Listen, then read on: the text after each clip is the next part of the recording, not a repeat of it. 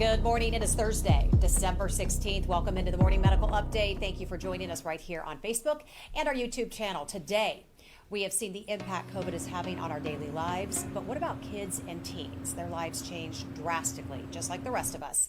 Today, we are going to hear about those changes directly from a group of high school students who happen to be interested in careers in science and medicine. Their teachers recently gave them an assignment, and this is this one will open your eyes. So make sure to get your questions sent into us on YouTube.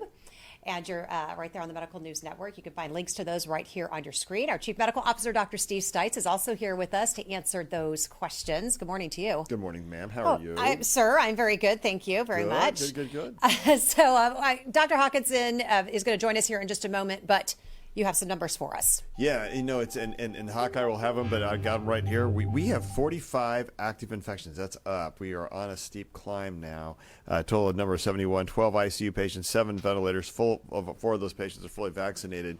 So things have climbed up a little bit. We're a little nervous about that. We know they're climbing up through the city, Jess, and I think when you walk outside or you go into a restaurant or you go into a shopping, you know why.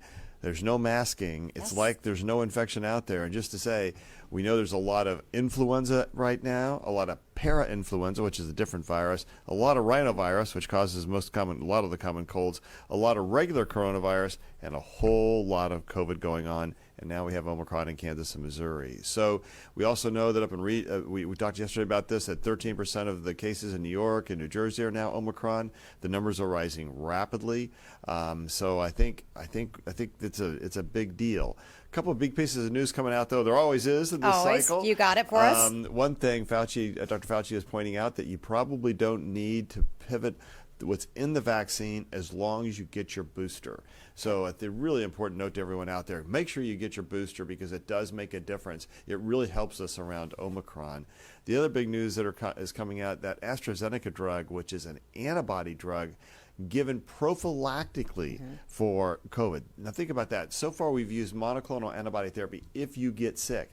Now what we're saying is you go to your physician's office if you're really immunocompromised, like an organ transplant patient or someone who's had a bone marrow transplant, or if you're in chemotherapy. You get an injection, one in each arm, it's an IM injection, and it's an antibody against coronavirus and against COVID, and this antibody lasts for 6 months in your system. And therefore, even if you don't have even if you're one of those transplant patients who don't ever respond to vaccination, you can get protection from the AstraZeneca IM drug.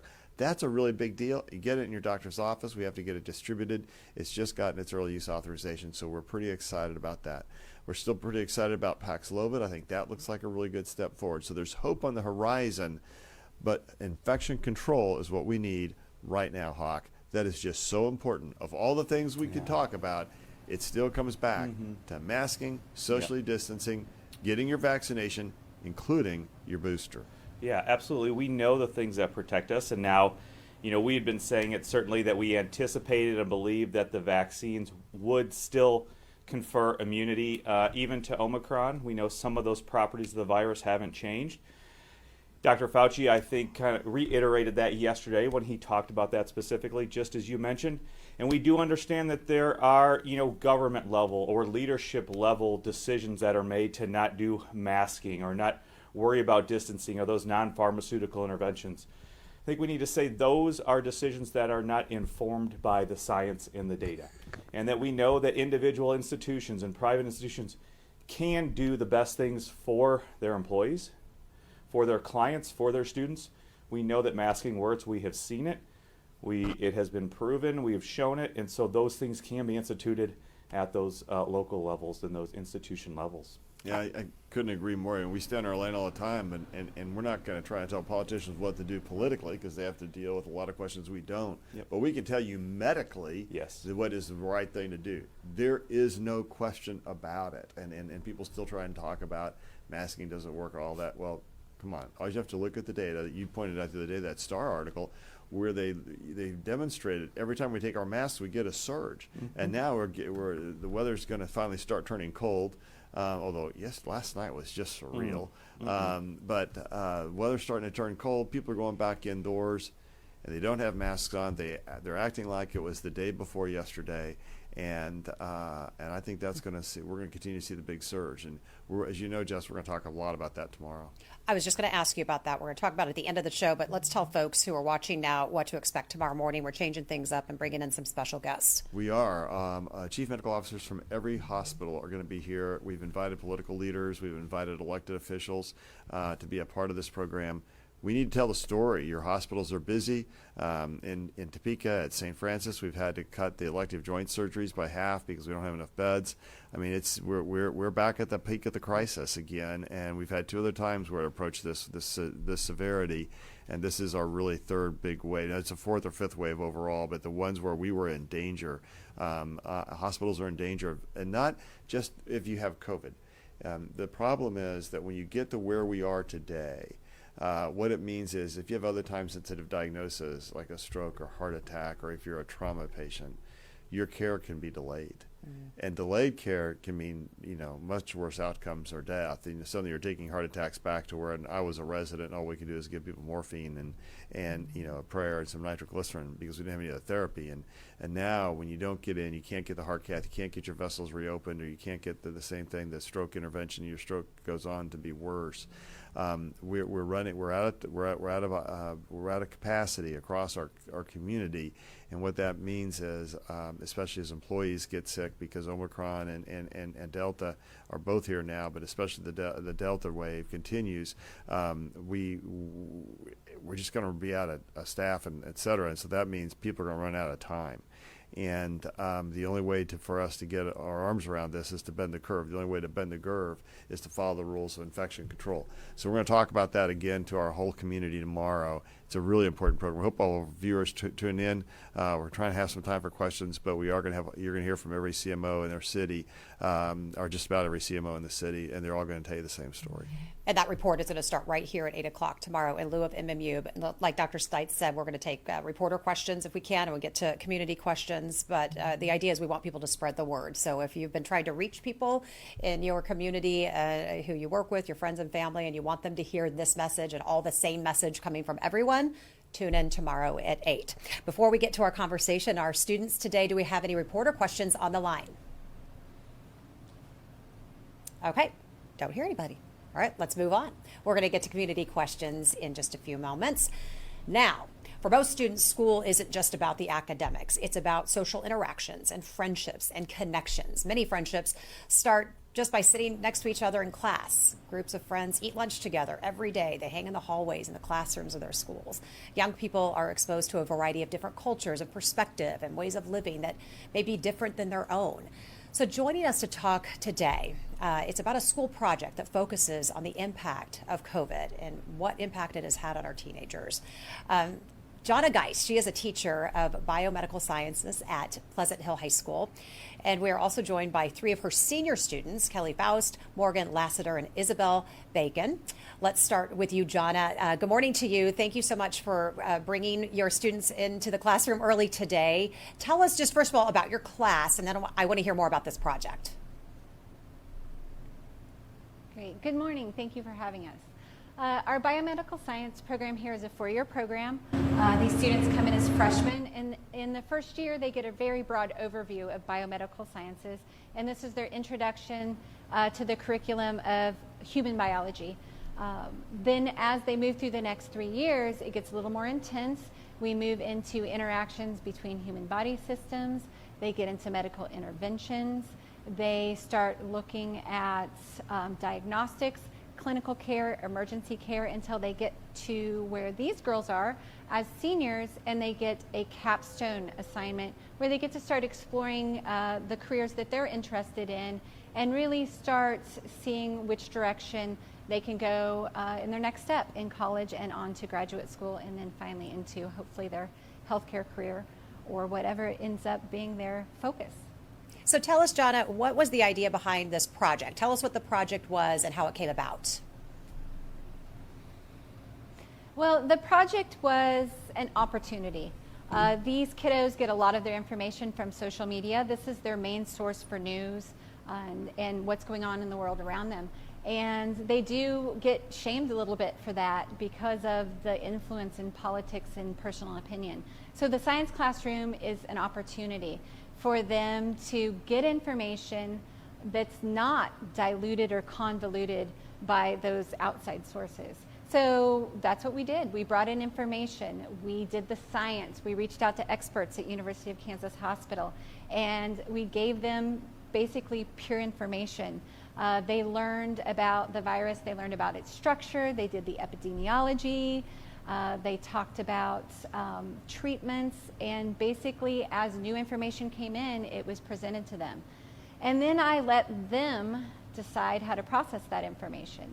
I let them decide how they were going to talk about it, how they were going to inform other people about it, because that's what science is. You learn and then you share. So I let them choose if they wanted to write, if they wanted to draw, paint. Some of the students did projects. A few of them wrote news articles. But really the idea was give them an opportunity to process what has been happening to them over the last 2 years, which really they had no control over, in a way that was meaningful to them. We're going to talk with those students here in just a moment. Dr. Stites, your ears must perk up when you hear that students are not going and scrolling through social media and online, but they're actually following the science to learn and process this project. Yeah, that is the best, because we know that social media probably doesn't have as much hardcore science in it, just probably, as what you read or what you learn when you actually discover and follow the principles of science, which are grounded in, the power of observation, the power of telling the truth, and trying to understand the world around you as it really is, as opposed to making it up. And I may be a little bit of a fan of science. I'll fully admit that. I'm kind of like a fan of Chiefs. I did wear my Chiefs red today. Did you notice that? Christmas red, Chiefs red. I thought it was Christmas red, but I should have known better. It's both. But the power of science to help advance humanity and the Earth and the human condition is just overwhelming, and it's much better and much stronger and much truer than the power of the internet.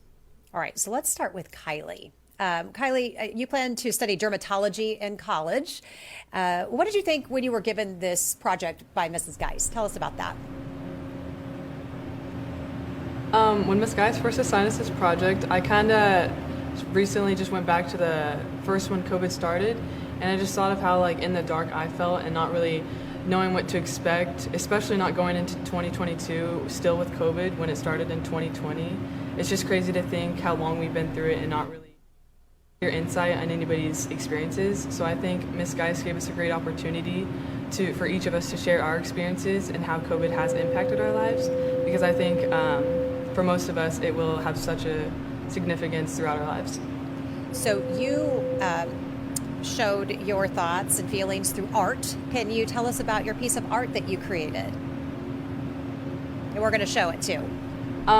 Ms. Geis gave us a pretty free range on what we wanted to do for our project, so I chose to do something I think I would do well in, which was art. And in my piece, I decided to paint a woman with half her face with a mask on and the other half with no mask. And with the side with no mask, I wrote about what life before COVID was, and then when it first started and how it impacted me. Hence why there's no mask, because before COVID we didn't have to wear them. And then on the other side where there's a mask, it says new normal on the mask, and I think this just represents how harsh of an impact COVID has, because even the precautions we've taken for it still have a lasting impact, from wearing masks to just hygiene. And I think some of these have been good, but some of them have been harder to get used to. I want to read one. That's pretty cool. I knew you were going to love that piece of art. I did. That is pretty powerful. The tears on the unmasked side. Yeah, no. So is this for sale? What do we do with that? Yeah, where are you going to put that? Yes, about $400 for this. There you go. There you go. All right, Kylie, let's talk.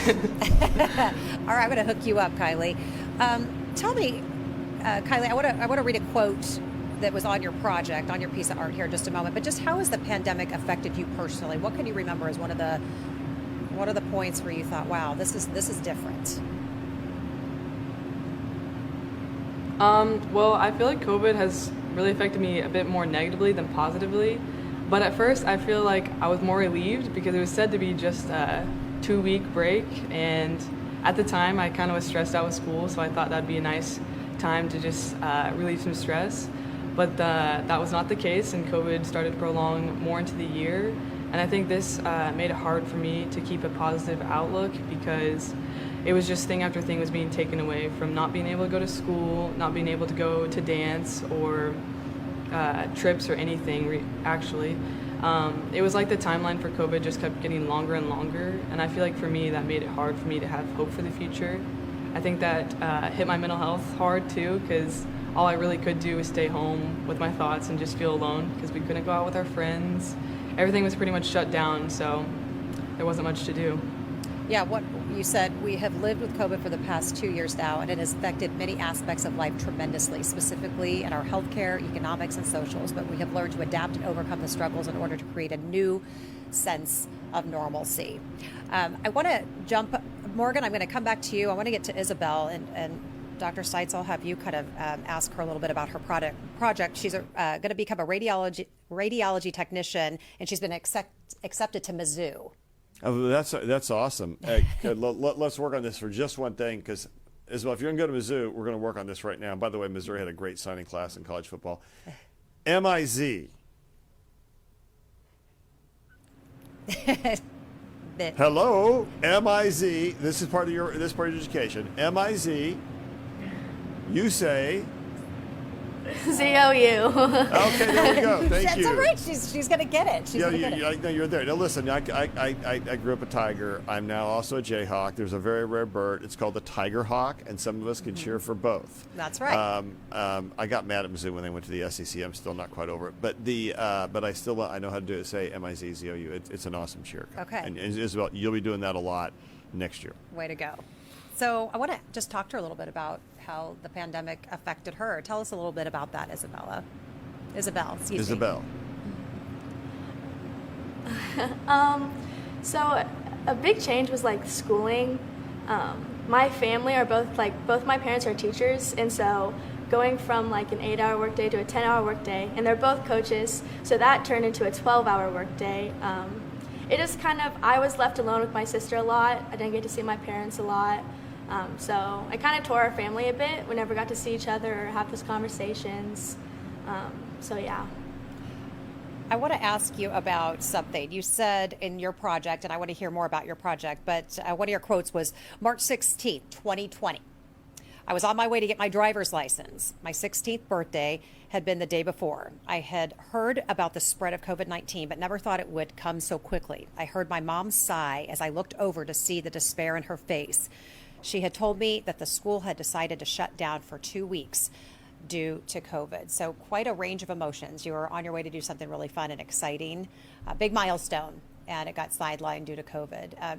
Just tell me a little bit about how you've adapted to some of those changes.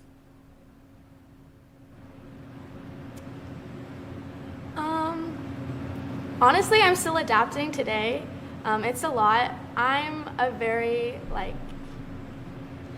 I don't know, the mask helped a lot. I'm a very anxious person, so I'm still adapting to that, but that helped me. But I like being with friends and people, but with COVID, you weren't able to go out and be with friends. Oh, and volleyball. That was a big change. We weren't able, you had to wear masks when playing, and in basketball, which was really hard to adapt to when you're not used to have a covering over your face, when you're breathing. That was hard to adapt to, but I learned eventually, so. Yeah, you did it. You did it well. Have things gotten better for your family? I mean, when you told that's heartbreaking, because people did get torn apart. It is hard. How has that gone?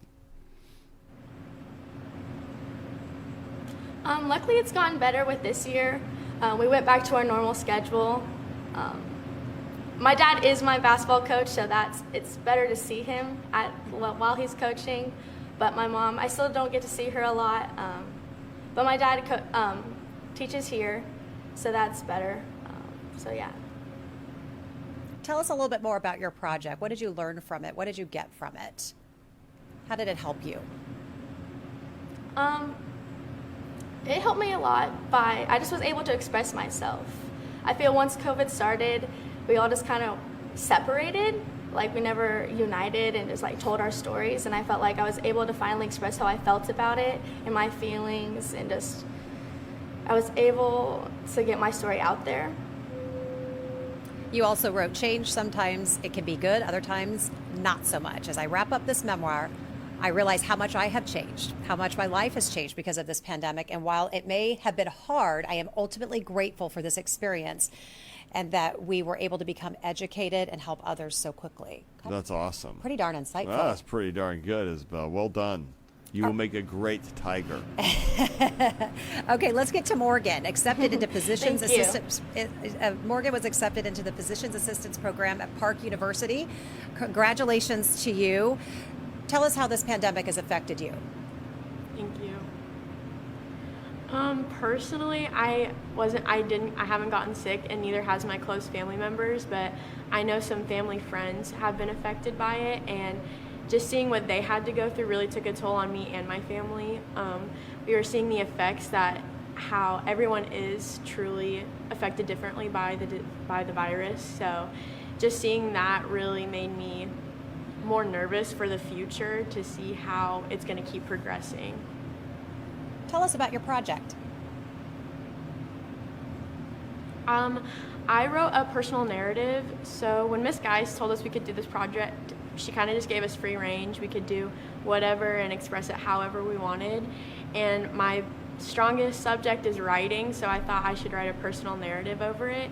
I wrote about my thoughts, feelings, everything in it from when we first got told to now with living with COVID. You wrote March 16th, 2020, the day the world shut down from COVID.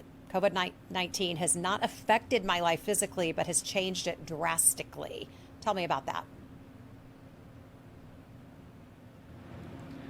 It's just, like Isabel said, adapting to everything. You know, our town was very torn with what they wanted to do, and as students, we didn't really get to put our opinion in with how we wanted things to go. They kind of just told us what we were going to do and thrown into it. So like last year, we got put into 2 different shifts, so I didn't get to see many friends, and I had to go to school 12 to 4 o'clock every day, and then sports afterwards. So it really took a toll on my life personally. I didn't get to see my family as much, and it was just hard knowing that I kind of had to do it. I had to learn from it, do it on my own, because everyone is different when it comes to it. You went on to say, I was not allowed to leave my house for 2 weeks. No outside contact. I could not go outside to sit on my I could only go outside to sit on my back porch. And that's it. My only source of vitamin D, my only way of knowing the world around me was still rotating. It felt as if time stopped. That's impressive. You know, again, it's easy for us to talk about. It's so much more real when we hear from these 3 students and for voices from everyone. It's been hard. You know, we had our big physician provider meeting this morning, and we just said, I've been in medicine for 6 years. This is the hardest of times. And to these teenagers, my heart goes out to you. I love the point that you've yes. learned something from this, and I think that is right. We've all learned something from it, and hopefully we can bring this thing to an end here with some new medical advances, some new therapies, and if we all keep trying to do the right thing around each other. Dr. Hawkinson. Yeah, you know, I was just going to say we heard that it was tough to adapt to the mask, but they adapted. Certainly what I think is tougher from what I'm hearing and what they have said is that it's more difficult to be at home isolated. And so I think it goes back to that message of it is so important to have these kids in school. We know how to keep them safe in school, keep them socializing, keep them, you know, being able to get lunches. A lot of children depend on lunches, school lunches for a meal. Just keep them learning. And so I think, you know, this kind of reiterates and reinforces what we've been saying. We've had separation from each other. What we don't want to do is separate ourselves from hope and love, because we've said in the program before, you know, faith, hope, science, love, and that this question of being in a community is critically important to how we are as people. So we got to master this pandemic so that we're not always separated. They're finding new ways to connect. We have to connect. So, Jonna, I want to ask you, because we talk about people being on the front lines of this pandemic, and you certainly have, as far as students go. I want to talk about that. What have you seen? I mean, as far as their resilience, but also some of the concerns you've had. You know, I'm sure you've had some conversations, and you probably have good relationships, close relationships with these folks. But what have you noticed and observed? I think the biggest thing to remember, again, is that they did not have a voice in what happened to them. They didn't get to choose whether they went to school in the morning or the afternoon. Many of these students were asked to, again, care for younger siblings. They had to grow up very fast, very quickly, and they didn't have a lot of guidance. They did a lot of learning on their own. They spent a lot of time with computer screens, and it changed them.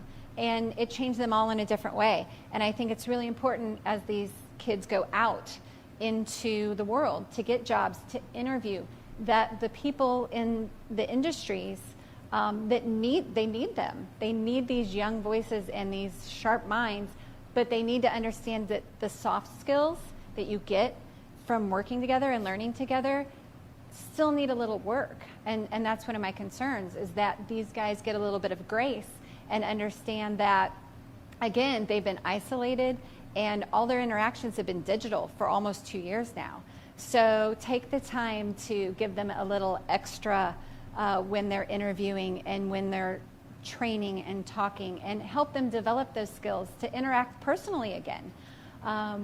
They have a long road to go in terms of catching up.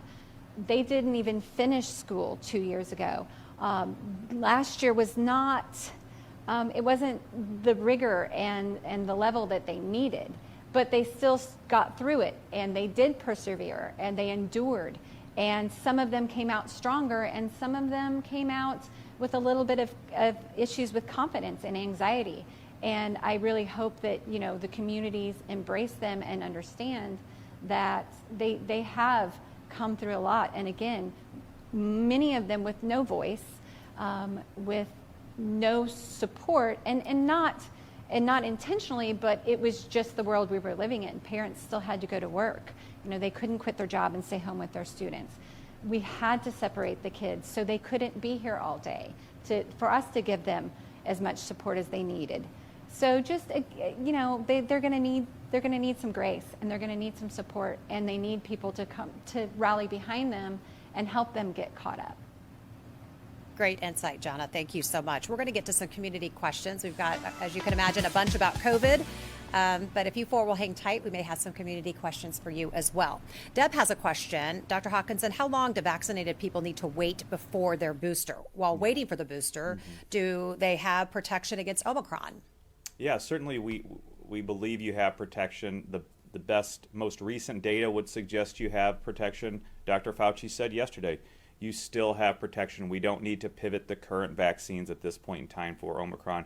I would suggest not doing it any time before that 6 months, because that time frame also, again, allows your immune system to continue to evolve and mutate, if you will, during that time while your immune system is still learning those B cells and T cells. So I would suggest not doing it any time before that recommended 6 months. You still have protection during that 6 months, especially against hospitalization and severe disease. So waiting that 6 months, I think, is really crucial. Just get the booster. Get the booster, no question about it. And we do know that it makes a huge difference. And so we're really recommending. There was a debate there for a while about whether or not people should get boosted. It was the right thing to do. We should get more shots around the world. And the answer is all the above, or whatever the letter is. It's all the above, that we do need to get vaccination around the world, and we need to get boosted. Also, just to say, big article in the New England Journal of Medicine posted last night about the Novavax vaccine, saying 90% effectiveness, looks just like the mRNA vaccines, and it's a piece of protein, and I think that's going to be, I bet, another fourth vaccination. The next thing we ought to just mention is that the CDC Advisory Committee is going to relook at the J&J clotting data. And so I just, there are some potentially increased reports of more clots with the J&J vaccine. So if you've had J&J and you're going to go get a booster, Hawkeye, I think I'd go for the messenger RNA boosters. Yeah, I think those mRNA platform vaccines have really shown and proven to be very effective, very safe, And if you are concerned about other countries and you have your social conscience about not receiving the vaccines, there is a totally separate process that the federal government allocates vaccine supply to other countries. The supply that we have here is for the United States, and there's nothing that anybody can do about it. There is allocation to the states. So if those vaccines go unused, they do not get shipped to the other countries. They get wasted, and I think that's more of a terrible issue than obviously somebody with a social conscience wanting these other lower income places that don't have those vaccines to get vaccines. We certainly want that as well. The more people we vaccinate, the better off our whole world will be. But unfortunately, we have a supply here, Steve, of vaccine that is going unused. So please, if you are eligible for vaccine, go get vaccinated. If you are eligible for the booster, please go get boosted. And if you've had the J&J, get a messenger RNA booster. Yes. I think that's the emerging story. Yeah. And if you haven't had a shot yet, get the mRNA. Novavax also looks pretty good, so that'll be an interesting thing to follow and see where that goes. Isaac says he's read that the area of South Africa where Omicron started, cases may have already peaked. Vaccination rates are much lower. So is that good news for us? What could that tell us as far as where we are? Well, I think what it means is that Omicron is so transmissible that it's going to peak in it faster. It's going to just rise faster, run through the population faster, and then start to go down. And so I think that, I don't know if that's good news or bad news. It is just news. And so we'll see. There's so much we don't know yet about South Africa. It's hard to know about, and it's hard to speculate a lot about it. Remember that South Africa had a 70% COVID positive rate, that 70% of people had already had it, and that only 30% of the country was vaccinated. And so how it behaved in South Africa may be entirely different than how it behaves in other areas. We have to watch very closely with Denmark, where vaccination rates are very similar to that in the United States, and where the what's estimated the percent positivity of COVID is very similar to the United States. So Denmark is probably going to be a better example of what we can expect to see here in the United States. Diane hold on a second. Let me ask this one. So Holly says that they have a family member that is a male, 25, almost 26, is due for his booster, is concerned of heart inflammation. Are there reports of this in the boosters, and what advice could you give him and his wife? And does it have to do with being a male or female? Get boosted, Doc. Yeah, I think there is some demographic important information there. Certainly males, and I think, what was the age? 19 to 24 26 or 25 was the highest risk. But we also know that your risk in that age group, or males even teenage years to about 30, I think, their risk of getting the heart inflammation with COVID infection is actually like 6 to 10 times higher than if you get it with the vaccine. So overall, and we know that the disease is continuing to spread quite prevalently in the community, go get the booster. Your risk of getting the heart inflammation is much lower than if you get the actual infection. Yeah, we know that from the Big Ten had that study looking at MRI studies and athletes who had COVID, and finding that there was a fairly significant number of athletes who had heart inflammation that otherwise wasn't detected with COVID-19.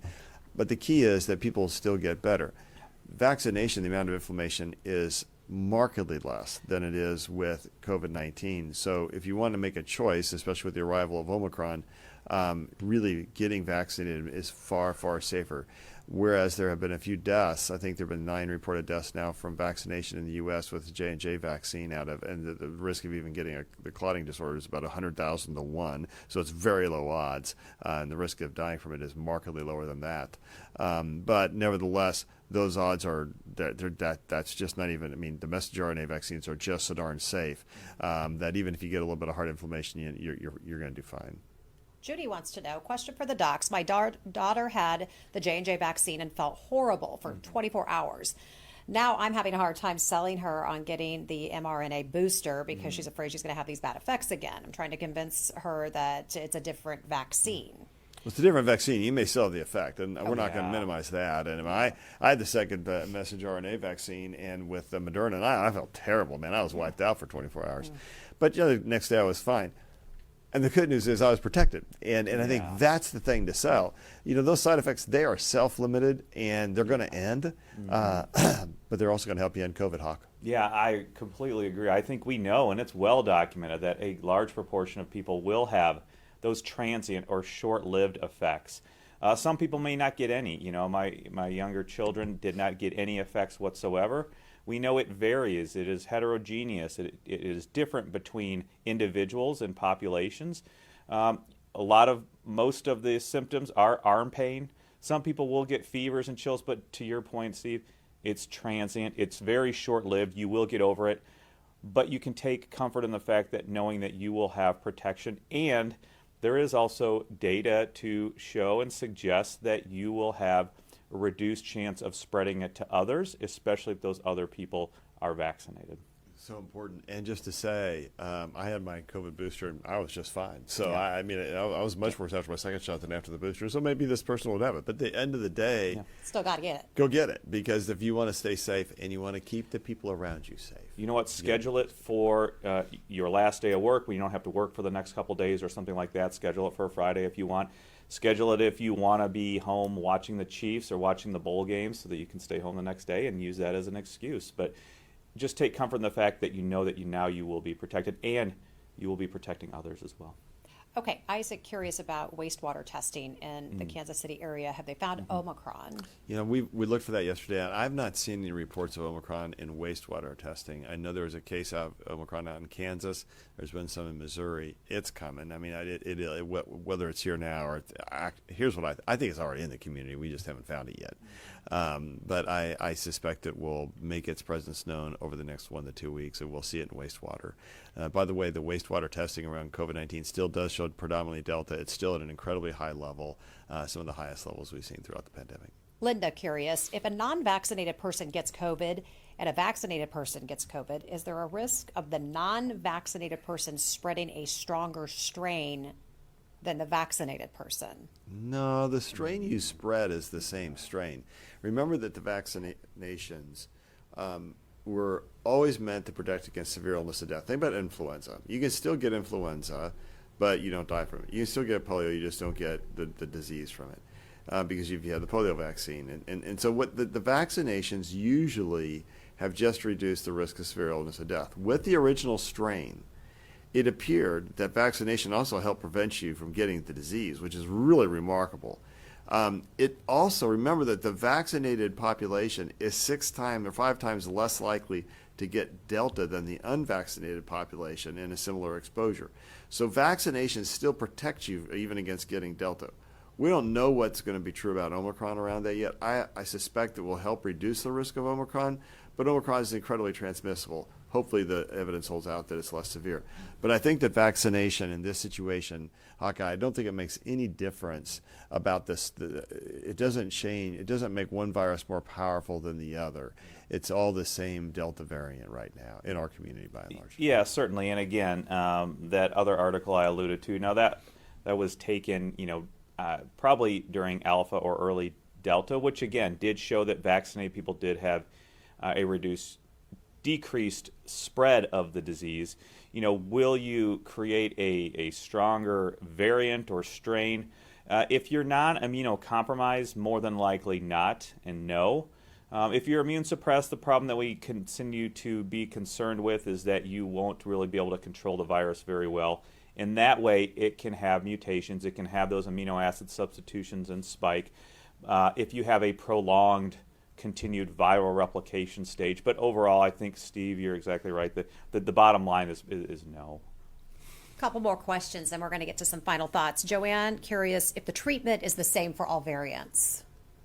Yeah, absolutely. At this point in time. And again, our treatment algorithms and modalities for inpatients, for people that come to the hospital, really have not changed since early on in the year 2020, so last year. And that continues to be remdesivir, steroids if you meet the criteria, blood thinners. There are a couple other immune modulators that we use if you reach that really severe disease.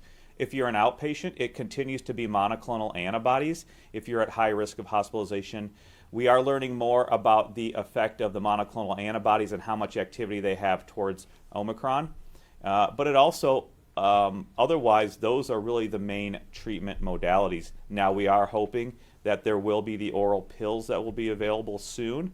But really, since the advent of the monoclonal antibodies and those inpatient therapies of remdesivir, steroids and blood thinners, the treatment modalities haven't changed. And that's why individually for us physicians and nurses and respiratory therapists and everybody who's taking care of those COVID patients in the hospital, the treatments haven't really changed.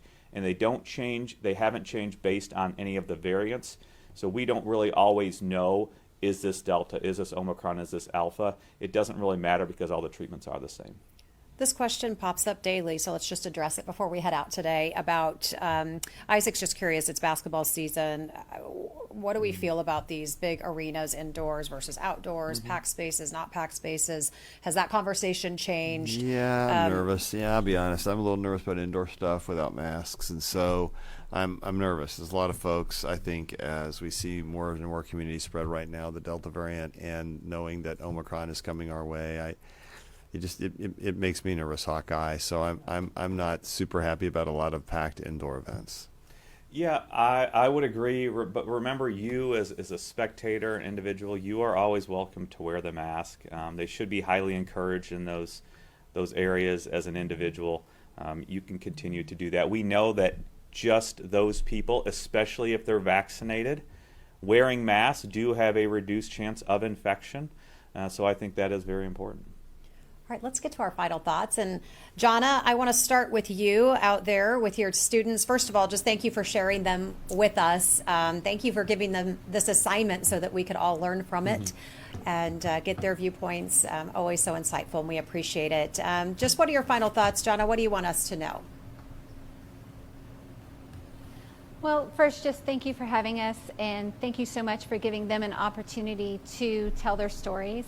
And I just really want to let them know, remind them how proud we are as educators, the school district, parents, how proud we are of them, of the way they have come through this and continue to move forward, and their search for knowledge and facts, and how they're sharing that with their peers, and just how they've really, again, come through this stronger and continue to move forward. And we just appreciate them and appreciate all the work they put in, and we're just very proud of them.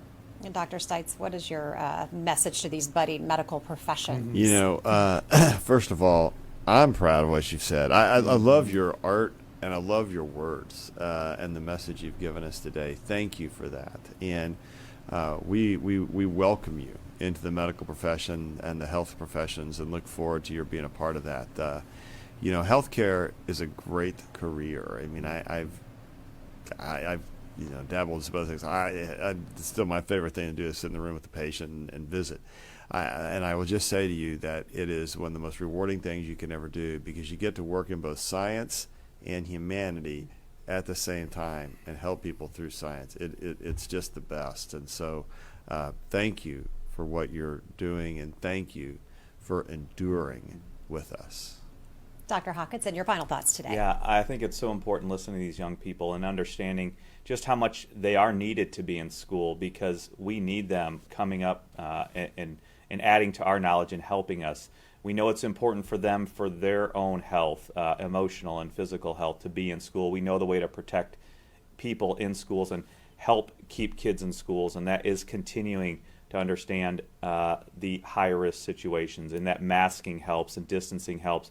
Most important of all, though, is also vaccination and getting those young people vaccinated as well. Dr. Stites, I'm going to tell everyone about tomorrow's special program. Do you have anything else for us today? It's the holiday season. Now, I could break out into song. Yes, it's the holiday season. And have read Chiefs playing tonight. Just to point out, the Chiefs are hurt right now by a little bit of a COVID thing going on in the team, and that could be a big thing for tonight. But we should all take note from that. COVID's everywhere, and even if you take all the right precautions, it can still get you. So if you get it all sick, or you know you've been exposed, make sure you get tested so you don't spread that to somebody else. We need to bring an end to this pandemic, Kansas City. We need to bend the curve. We can do it. We've done it before. Tune in tomorrow so you can learn more. But remember that the rules of infection control keep you safe every day up until this moment and every day forward, and they travel with you wherever you go. Make sure you take them, because they'll keep you safe. All right, and we continue to remind you about blood supplies here in the metro. They are alarmingly low. We simply need blood. The community blood center's blood supplies stand at a 1 to 2 day inventory, well below the ideal 7-day supply. So you can check out your screen right there for a couple of ways that you can call or log on to schedule an appointment, and you can go in and give the gift of life. It's the best thing you can do this time of year. Okay, thank you all so much for being with us today. Don't forget, you can catch our show anytime on Facebook and our YouTube channel. Coming up tomorrow, we will have a very special morning update as chief medical officers and infectious disease specialists join us to talk about the current COVID risks to help you better determine your safety. Just like yesterday's storm winds, they posed a threat. You could say it was a perfect storm. And it was brewing, and it's brewing now, making conditions favorable for COVID to quickly overwhelm the region's healthcare system. So tomorrow, these healthcare experts will share their inpatient count and be available to answer your questions and reporter questions. So please join us, spread the word, tune in, and we will see you then. Subscribe to our morning medical update and open mics with Dr. Stites podcasts. Now everywhere podcasts are available.